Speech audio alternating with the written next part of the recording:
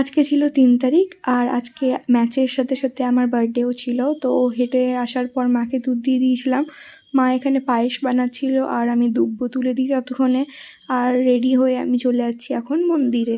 তো এখানে পুজো দিয়ে দেওয়ার পর আমি বাড়ি এসে এখানে পুচু আমাকে ছাড়ছিলই না, জানি না কেন। ও হয়তো বুঝতে পারছিল যে আজকে আমার বার্থডে। এইমাত্র এই চকলেটটা আমাকে দেওয়ার পর নিজেই খেয়ে নিল। আমি নিজেরটা খাচ্ছি। আমি জানি এই চকলেটটাও কিছুক্ষণ পর তুইই খেয়ে নিবি। তুই প্রত্যেকবার আমাকে গিফট করিস, তারপরে নিজেই খেয়ে নিস। দিদির আজকে বার্থডে, হ্যাপি বার্থডে বলো। কি গো পুতুলের মতো এরকম করে আছো কেন?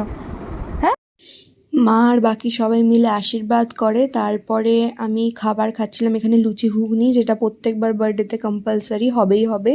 তো তারপরে আমি বাবানের জন্মদিনে যে গিফটটা পেয়েছিলাম সেটা ওপেন করে নিচ্ছি। এখানে একটা সুন্দর পেন আর ডায়েরি ছিল। এই গোলাপটা আমাকে মা দিয়েছিল। আর লাইক করে নাও, শেয়ার করে নাও, নেক্সট পার্ট জলদি আসবে। তো ততক্ষণের জন্য টাটা।